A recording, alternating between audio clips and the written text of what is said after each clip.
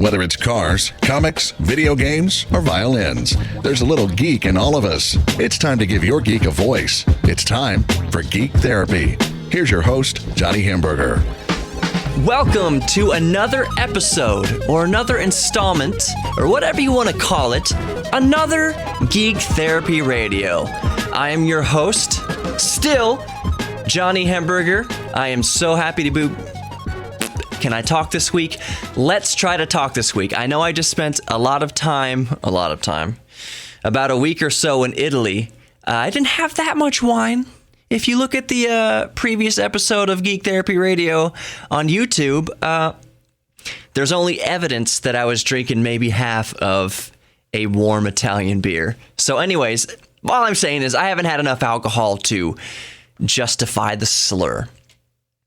I'm Johnny Hamburger. Welcome to another week of Geek Therapy Radio. Remember, Geek Therapy Radio is on Facebook, on Instagram, and it's also on YouTube, where you can go watch these podcasts, because after it airs right here in KPRC 950 on the air, after that, it's called a podcast.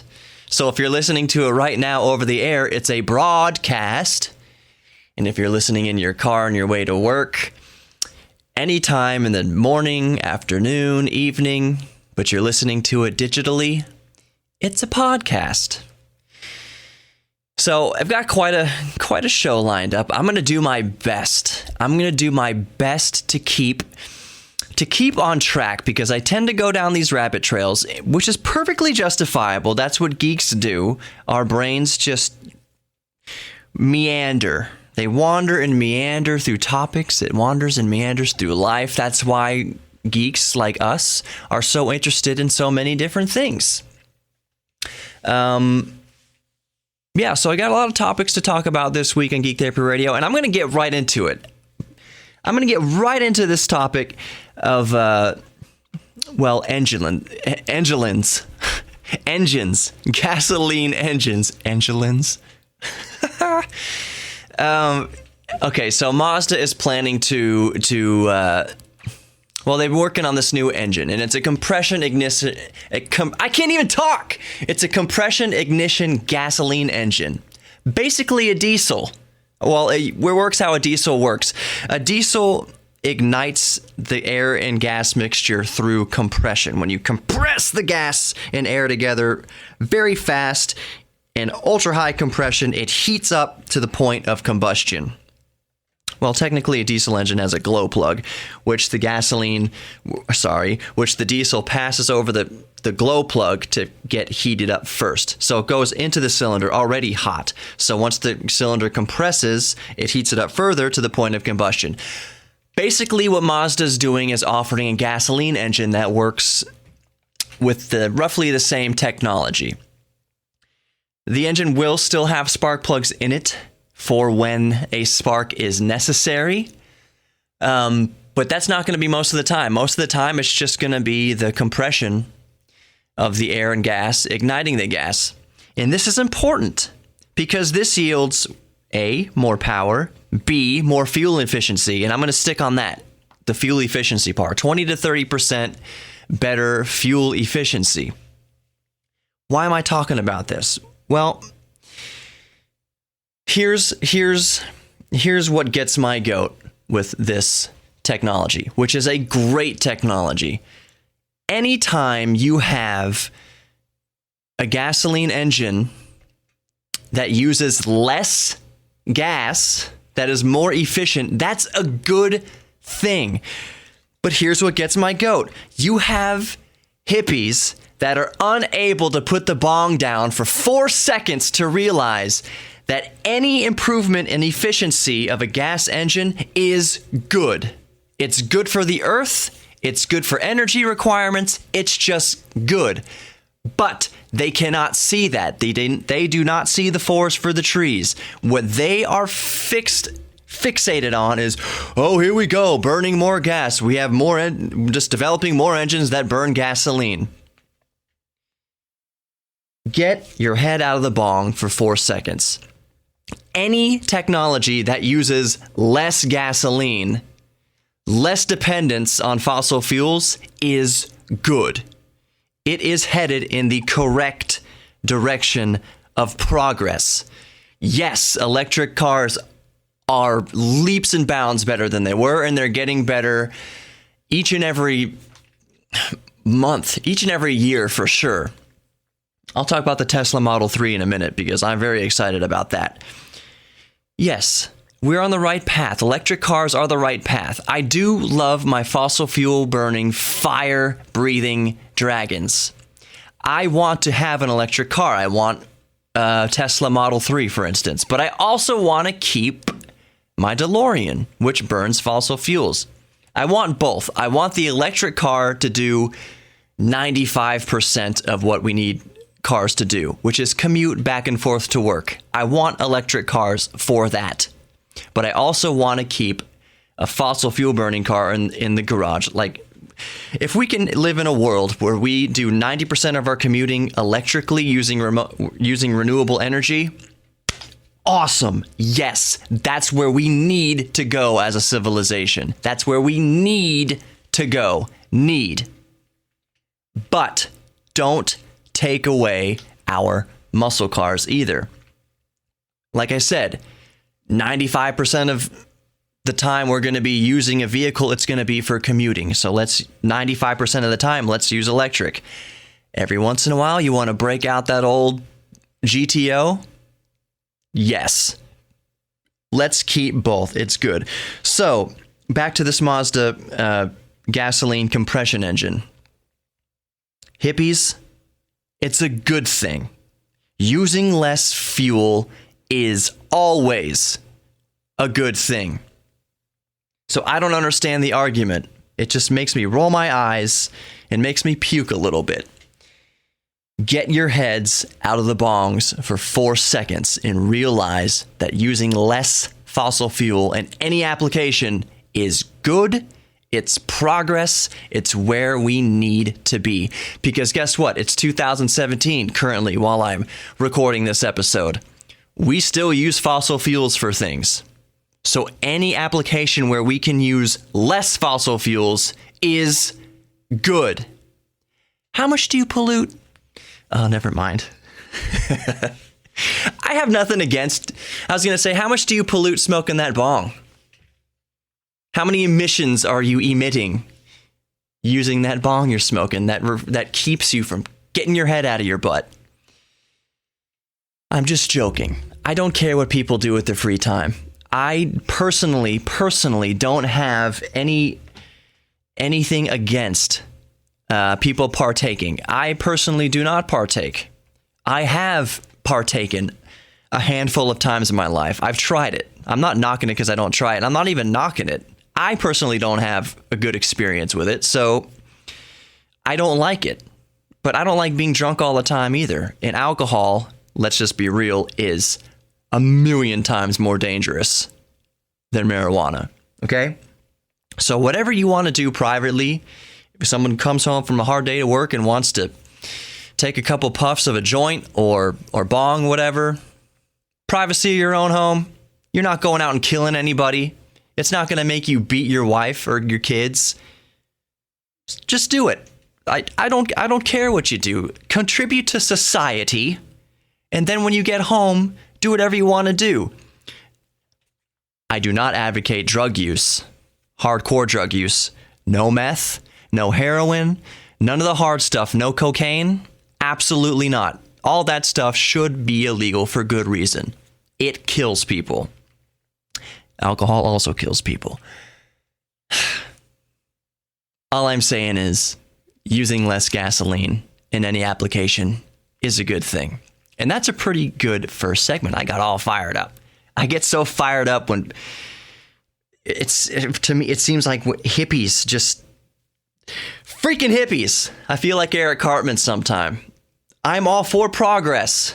Let's reduce our fossil fuel usage. That's a good thing. But don't poop all over new technologies that use less fossil fuels. That is progress. Right now, we still use fossil fuels in conjunction with electric vehicles. That's the reality in 2017. So anything that reduces fossil fuels is good. And that's the end of the first segment. I'm Johnny Hamburger. You're listening to Geek Therapy Radio on Instagram. It's on Facebook. It's on YouTube. And for the record, this episode is being recorded on my NVIDIA Shield tablet, which I think came out in 2014. But you should see the video quality is pretty good. It's still an awesome tablet. Stick around for segment 2. I love all you guys and gals for listening. I love all my geeks. Thank you so much for being a part of this show each and every week. And on that, we'll come back to segment 2. Like I said, it's a loaded show. Lots more to talk about. I'm Johnny Hamburger. We'll be right back with more Geek Therapy Radio.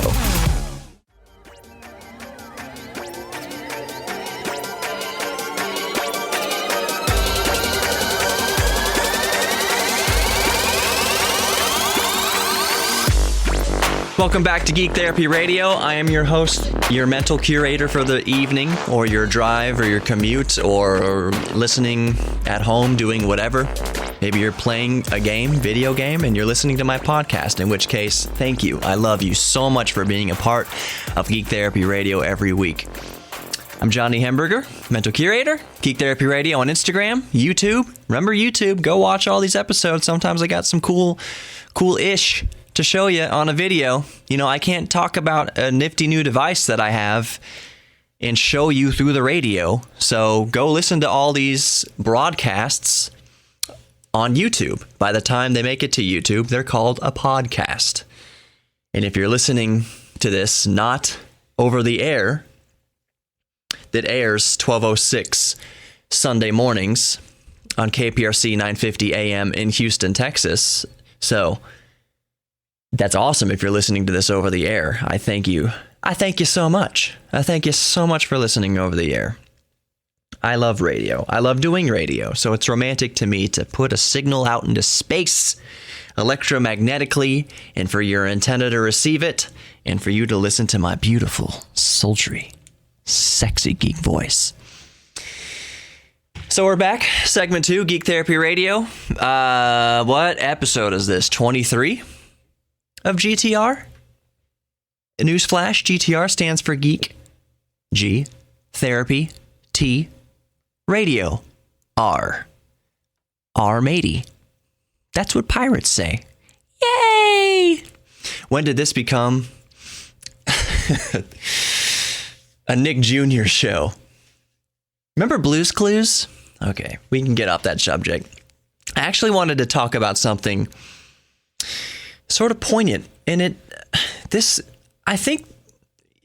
okay, I'll just set it up. I really love South Park a lot, and I watch anything that Trey Parker and Matt Stone do as far as interviews and stuff. I just think it's intriguing because Matt and Trey are geeks, especially Trey is a big time nerd, like a Dungeons and Dragons nerd, comic book nerd, just awesome dude, and I find it fascinating. You call it a man crush, maybe?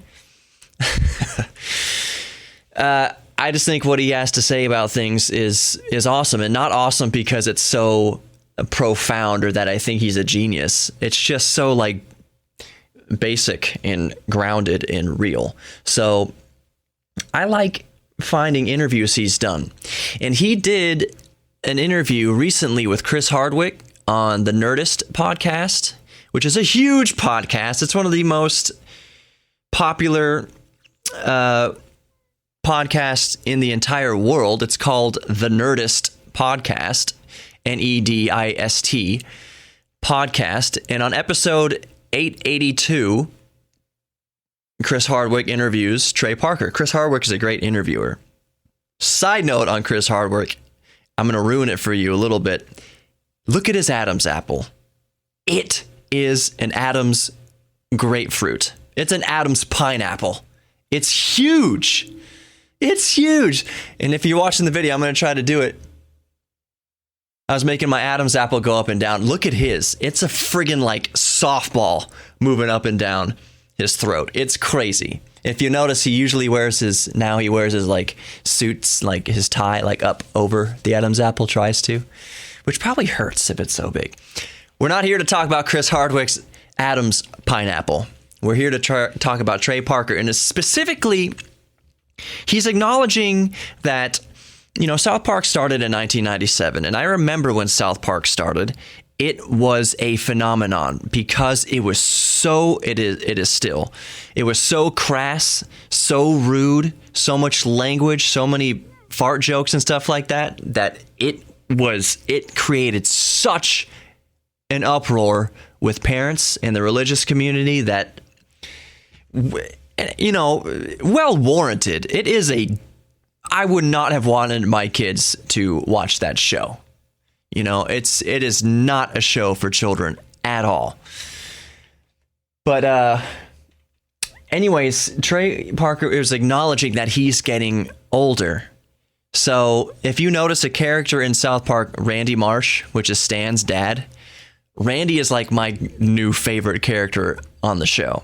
And that's Trey Parker just being himself. He says over and over, like, Randy Marsh is just Trey Parker in real life. That's just him.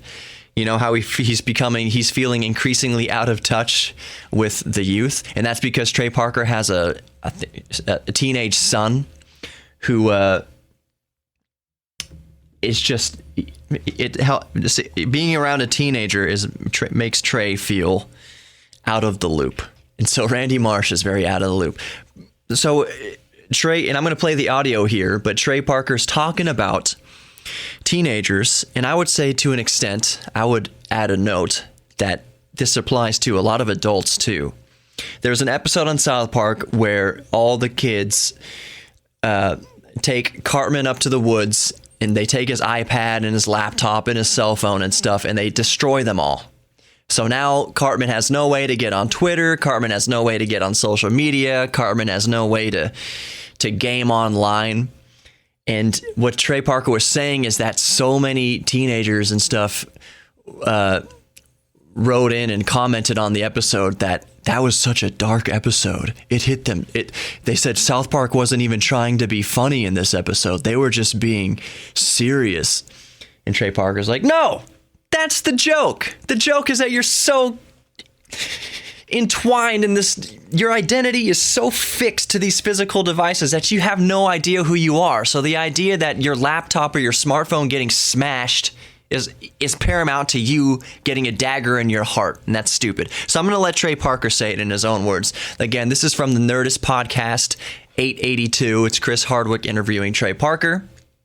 So listen to what Trey has to say, and I'm going to have to beep out a lot of stuff. There's this scene where the boys are like, they think Cartman's a troll, so they decide to take him up to the cabin one night saying they're all going to play some big game together on the computer. And they tell him to bring his computer, and they come up, they take his computer and his cell phone and his laptop, and they smash it apart with a sledgehammer, right? And he's like, he's offline now. He's got no online life. And there were people, teenagers especially, people online going, wow, man, like, that was a heavy episode. Like, they didn't even try to be funny. And it's like, no, that's funny. That's actually funny. But people thought, like, oh my God, they killed him. They took his and they really didn't see any humor in that. They really just saw, wow, can you imagine how horrible that is? Yeah, because so many people's identities are just imprinted on their devices now. So it's like it is basically that is an external representation of their being. Yeah. I mean, it's not satirical anymore. So that was Trey Parker commenting on teenagers, and like I said, I would put a little asterisk above that. Adults also. Our identities being ingrained into these devices. Could you go? That poses the question, my geeks. Could you go without Facebook? Could you go without Facebook for a day? To a lot of people, they couldn't. That's straight up addiction status right there. Status update. Addiction. Social media addiction. I have a lot of devices. I've got my smartphone. To my credit, I got it in 2013 and have not upgraded since. That's pretty good for me, being a geek, being a gadget geek, and keeping my smartphone for 4 years. And that I've said it 1,000 times before on this show. The reason I haven't upgraded is because smartphones really haven't gotten that much better over the past 4 years. They keep making improvements to the camera. But my 2013 smartphone works. It's like 90% there to the flagship models of today. My Galaxy Note 3 is 90% as good as a Galaxy S8. Is that where we're at now? S8? Yeah. So why do I want to go spend $700, $800, $900 on a new smartphone when mine is 90% as good? I don't. Android's awesome. I keep getting updates for my OS, just like you'd get for your S8, just for your 2017 model smartphones. I keep getting the updates. My phone is still stays current. So why? There's no need to. So, but that I'm going back to the point. Our identities being so tied up in our devices and in our social media that when Trey Parker did an episode of South Park where one of the characters gets all of his devices, all of his access to social media destroyed, teenagers wrote in and commented that episode was South Park was a sad episode because they weren't making a joke. And Trey's like, that was the joke. The joke is that you're so tied to your smartphone and so tied to social media that you have no idea who you are without it. So when you don't have it anymore, you feel like you're dead. What a great season of South Park that was. What a great segment I just did right here on Geek Therapy Radio. We'll be back with more Geek Therapy Radio. I'm still your mental curator for the evening, Johnny Hamburger. So far, I'm enjoying this episode. I've been trying to stay on track, keep it juicy with my subject matter, and there's plenty more to come. I'm going to start the next segment by telling you what the largest animal ever to exist was. It's interesting. There's a twist to it. But that'll be in the next segment. I'm Johnny Hamburger. You're listening to Geek Therapy Radio, GTR. We'll be right back with more. Stick around for a couple minutes. I don't know how many commercials are going to be here, but we'll be right back. So stick around, my geeks.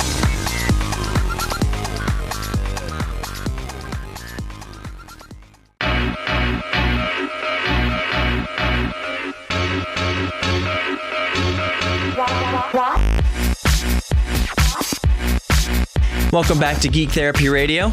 I'm still Johnny Hamburger, your mental curator for the evening. Geek Therapy Radio on Instagram, Geek Therapy Radio on Facebook, and Geek Therapy Radio on YouTube. That's where you can find all the geek therapy you need. And also Geek Therapy Radio right here on KPRC 950 AM in Houston, airing Sundays at 12:06 a.m. I say 12:06 because there's 6 minutes of news in spots right at the top of the hour. But my show, Geek Therapy Radio, is technically the very first show of the week on KPRC 950. So a brand new week starts out with yours truly on the radio. So if you're listening to this on the air, you're driving around, or you got your radio on in your garage or whatever, thank you for tuning in.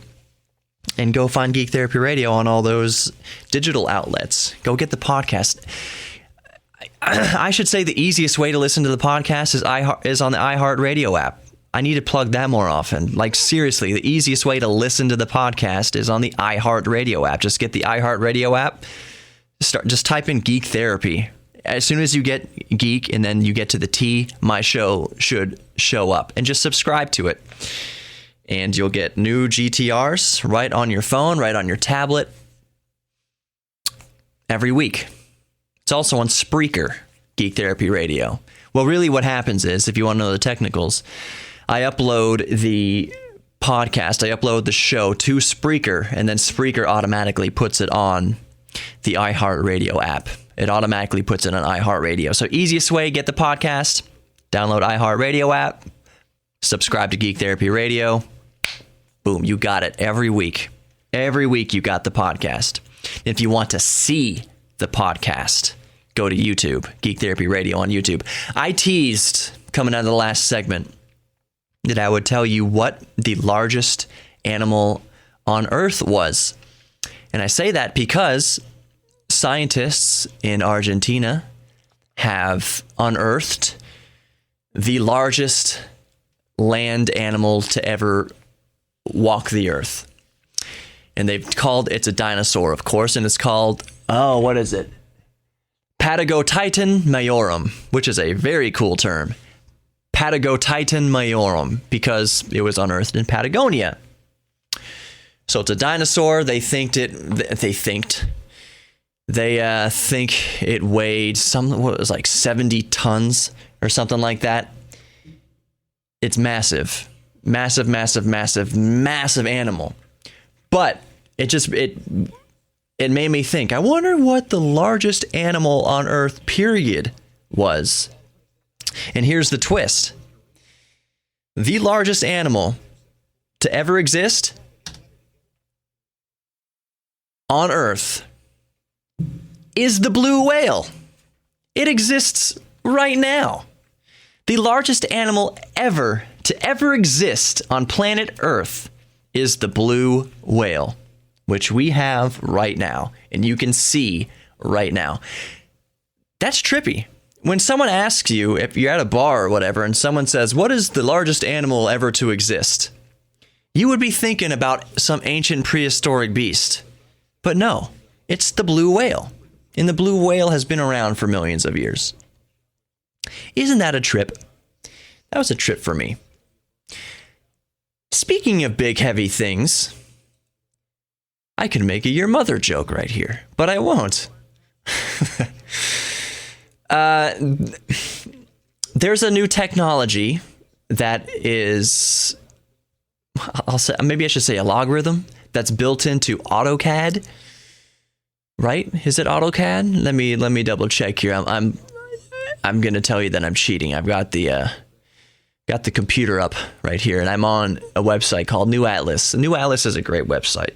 I love New Atlas. There's all sorts of techie things on there. And I get some stories from there. Not all my stories, but some stories. So newatlas.com, that's a good website. Go check it out. If you're a geek, if you're a nerd, if you like sciencey, techie, technology type things, newatlas.com is great. So anyways, the program is Autodesk Fusion 3D. And it has a built-in logarithm now to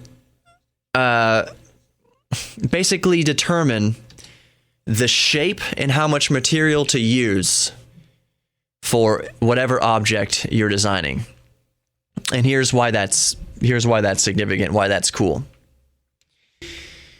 Basically, it's going to allow engineers to use much less material in their structural creations. So, for instance, the engine block of a car. Usually that's just one solid piece of milled aluminum or steel or whatever, hybrid of carbon fiber and all this kind of stuff.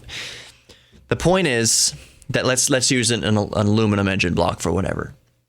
Aluminum is a light material, but really there is a lot, you can use a lot less aluminum to achieve the same strength in that engine block. So basically what this software does is it runs through a whole list of calculations and simulations to see where the stresses flow through the metal. So the piston going up and down, whatever torque's going through the engine, it's seeing like how the energy is being transferred through the material. So basically, if it sees these channels of energy that are transferring through the material, they're saying, well, here's this tube of energy flowing through the material. We don't need all this extra aluminum around that conduit of energy flow. So what you wind up with is this lattice type material where you got these like just tubes of aluminum going through, like it's a structure. It looks like scaffolding almost. And it's only where the load of energy goes through the material. That's awesome, because that means you don't use so many resources, or you shave off, you can take the shavings of aluminum and use them in another block, so like another engine block, another application. I hope that I explained that clearly enough. What does this mean, though, other than reduction in material costs? It means a dramatic reduction in weight for everything. And if we're talking about cars specifically, the engine is the heaviest part of the car. The single heaviest part of the car is the engine. Maybe the body total. Actually, okay, the engine at least is one of the heaviest parts of the car, if not the heaviest. So if you're able to reduce the weight of the engine by 20, 30, 40, 50, 100 pounds, maybe more, by basically taking out the excess metals that you don't need in the block, instead of having a solid block of aluminum or steel, you just have this lattice work of steel tubes basically going around that the energy transfers through. Mother Nature's figured this out. We don't have a straight bone in our body. Our tibias, our fibias, our femurs, they're not actually straight. They curve. That's because the load that transfers through the bone doesn't go straight down into the earth. It kind of, the way your body works, I guess. Evolution's figured it out. That's the gauntlet of engineering. That's the gauntlet of design, is evolution. We have what works, and if you're born with something that doesn't work, you die. Unless you're, well, never mind. I won't go down that rabbit trail. There was nothing bad. It just had to do with my girlfriend's fat cat with a broken leg. Dang it, I'm a geek. I will go down that rabbit trail. My girlfriend's cat broke his leg. He is a fat lard. And he's very special. So anyways, he broke his leg, and the vets were saying it was going to cost thousands of dollars to do surgery on. Or you could put a cast on it and see how that works. Needless to say, hundreds of dollars into it. Hundreds of dollars into this broken leg. I'm thinking, and I thought this right off the bat, and I was like, what? Because the cat kicked the cast off twice. But anyways, early on, I was like, what? Really, the only reason why a cat would die from a broken bone, from a broken leg, is that it wouldn't be able to outrun a predator. And since this is a house cat, there are no predators. So why not either do one of two things? A, just cut the leg off. Just take some shears. Shnick. Now you got a tripod. Cat's not going to be running from anything. The cat's quality of life is not going to diminish whatsoever. Two, keep the cast on there so the bone sets relatively. And if the cat kicks the cast off again, just leave the cast off and let the bone heal as it heals. It might heal wonky, but that's fine. So that's basically what happened. The cat kicked the cast off for the second time, and instead of spending more money on this freaking thing, just let the bone heal wonky. And that's what wound up happening. Call him old flop leg now. He doesn't really have a flop leg. The bone, you can just tell that his foot is angled, and it might be in my imagination, but angled slightly off. But it doesn't matter.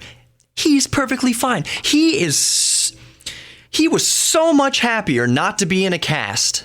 He stopped meowing and the caterwauling and the crying. He stopped crying when the cast was off, and he just had to, favor that broken leg for a while. His quality of life did not change at all.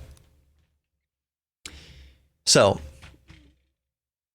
I guess humans are interfering with the evolution of felines, because in the wild, that broken leg would have been a death sentence. In a house where he's no more than 20 feet away from his food bowl at any given moment, food that's provided for him, he doesn't have to hunt. He doesn't have to run on that broken leg to catch a mouse.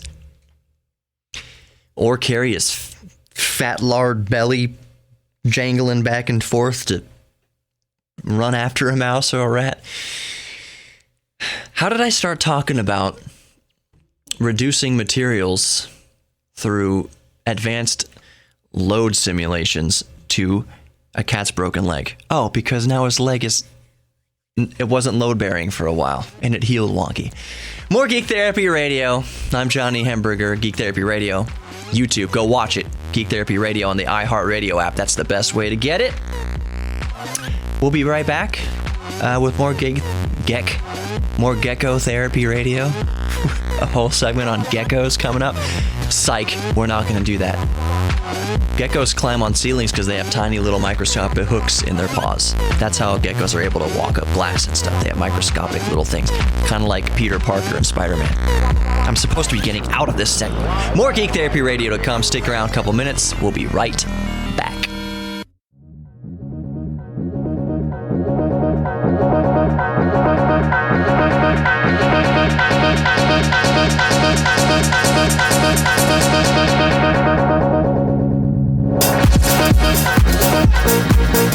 Welcome back to Geek Therapy Radio. I'm your host, Johnny Hamburger, your mental curator for the evening. I did record like 3 segments, or 3 minutes already, but the computer didn't seem like it was recording, so I went back and I stopped it to redo this again. Turned out it was recording, so I just wasted a good one. Anyways, Johnny Hamburger, Geek Therapy Radio. This is episode 23. So, if you're listening to a best of in the future, if for some reason I couldn't record a new episode of GTR, this is from Geek Therapy Radio episode 23. Some people have said I shouldn't serialize my shows like this, because what if you have to do a best of? Which is true, I get it. But on the other hand, to me, this show airs broadcast over the radio once a week on KPRC 950 AM, 1206 Sundays. But the bulk of it is going to be consumed in a podcast. At least for now. At least while I'm on the air 1206 AM Sundays. The podcast is important. The podcast will always be forever available. So I am numbering these episodes as if they are a podcast, which they are a podcast. To me, it's a podcast that just airs on the radio as well. Not to say I don't want to make good radio, because I hope I am making good radio with my sultry voice. Let's get the bass down low. AM radio. But yeah, so this is from episode 23 of Geek Therapy Radio. This is episode 23. So if you're listening to a best of, yep, now you know when it's from. Episode 23. Go back and listen to that entire episode. What the heck did I want to talk about this segment? Oh yeah, this is the last segment, so I got to keep it kind of shorter because I tend to run on. I'll hit a few things here. Basically, this week in geek. I know I said I was going to start that segment a long time ago, but I keep forgetting. So, this week in geek. I need to come up with the intro for that. I'll touch on AMD's offerings again, because we finally have AMD, the CPU maker, and they make video cards too. Anyways, we finally have a price list, more price and specs for Threadripper. So they released 2. There's going to be more Threadrippers, but they've released 2 models. And the one I'm interested in is the 1950X. AMD Threadripper 1950X, which is 16 cores and 32 threads. Why is that important? Not because of all that processing power, but because the price is $1,000. In the model below that, which is 12 cores and 24 threads, is $700. And that's significant because Intel's offering the why am I blanking out on these naming schemes? Anyways, Intel's closest offering to 16 threads and 16 cores, 32 threads. The closest it comes to that price point is its $1,000 chip has 12 cores. So that's the easiest way to put it. Intel's $1,000 chip has 12 cores, 24 threads. AMD's $1,000 chip has 16 cores and 32 threads. And most importantly, 64 PCI Express lanes. If you don't know what PCI Express lanes are, that's fine. I'll basically explain it right now in basic terms. When your graphics card, peripherals you plug into your computer's motherboard use PCI Express lanes. So Intel's chip has 44 PCI Express lanes, while AMD's $1,000 chip has 64 PCI Express lanes. That means it can handle more graphics cards, it can handle more peripherals, and what's really, really important about that is that storage has started the transition from SATA to PCI Express.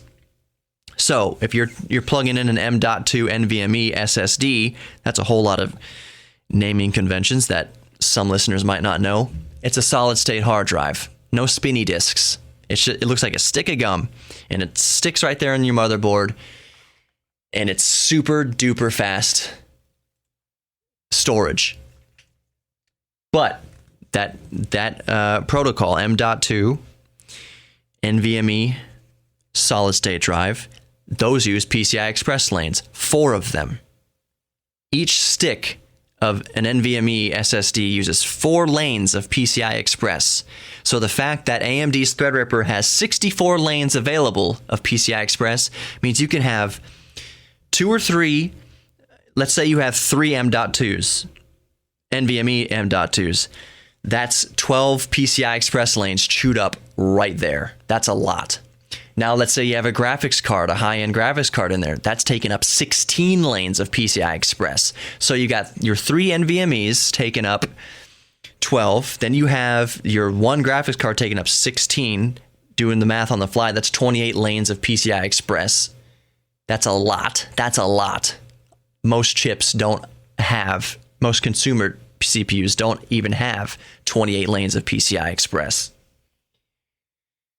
So you can get you see where I'm going with this, is there are lots of peripherals that you plug in now that rely on PCI Express, because PCI Express is a direct conduit through the processor. SATA goes through the North Bridge, I believe, of the motherboard. So it's kind of, there's a middleman in between a SATA SSD and the CPU. A SATA solid state drive goes through the North Bridge. North Bridge hashes things out, and then it sends the information to the CPU. So that North Bridge is the middleman. That North Bridge chipset's the middleman. PCI Express, there is no middleman. The CPU is directly accessing the storage medium. The CPU is directly accessing the memory on the video card. So there's lots of peripherals that use PCI Express that chews up those lanes. So the fact that AMD's Threadripper has 64 lanes of it means that you can plug in basically to your heart content these peripherals. And if you're a content creator like I am, that's important because I have so many different devices plugged into my PCI Express slots, including PCI. I still use PCI for an older audio interface. Threadripper has PCI Express lanes out the wazoo. Another quick story because we're about to wrap up the show. Researchers have found that a study suggests action gaming could harm your brain. And some people playing fast-paced first-person shooters can harm your brain. And I will cut to the chase. Basically what it does is it creates atrophy in your hippocampus. And when your hippocampus gets atrophied, just like a muscle in if you don't use your legs get real skinny and you don't use them. And the next time you try to stand up with your no muscle legs, it's really hard to do anything. If your hippocampus loses gray matter, if your hippocampus atrophies, in other words, that leads to all sorts of health problems. Depression, schizophrenia, PTSD, and Alzheimer's disease can all result from an atrophied hippocampus. So, watch yourself. Watch how much time you're playing these first-person shooters. Watch how much time you're playing these action games, because it can, in some people, lead to depression, Alzheimer's, and all those bad things. So just be careful. Just look up the research on it. It's good for your health. For your health. In other words, Steve Brule. They found that games like Super Mario Brothers increases a healthy hippocampus and makes you happier and reduces depression and basically makes you better. So if you're playing Super Mario Brothers, you'll have a better life. Really all it means is, like anything, moderate. Drink too much alcohol, you're going to die also. So just moderate. That's all for Geek Therapy Radio. Of course, I will use these last minute to tell you all how much I love you. I forgot to do that in my last Italy episode. So I just want to tell you from the bottom of my heart, thank you so much for listening to Geek Therapy Radio. I put that therapy word in there very specifically because I know us geeks, we can have we can get tired emotionally, I'll just say. We can get depressed because there's not everybody fully understands our eccentrics, what we're into, and that can be kind of depressing and isolating. So I'm trying to be a bastion for geeks. And remember, we're all geeks about something. Trying to create a bastion for you to come and at least be happy for 45 minutes a week listening to my show. So I thank you so much from the bottom of my heart. I'm really, really banking on me and my personality and my love making the show work. So thank you so much for listening to Geek Therapy Radio. So much from the bottom of my heart. I love you all so much for listening to Geek Therapy. That's it for me, Johnny Hamburger. We'll be back next week, more Geek Therapy Radio. This was an awesome episode. I loved it. I really loved it. With a little bit of focus, I can make these episodes truly great. And I think this one was probably one of my best, if I do say so myself. So thank you. I love you all. Don't freak out. Geek out. Peace out.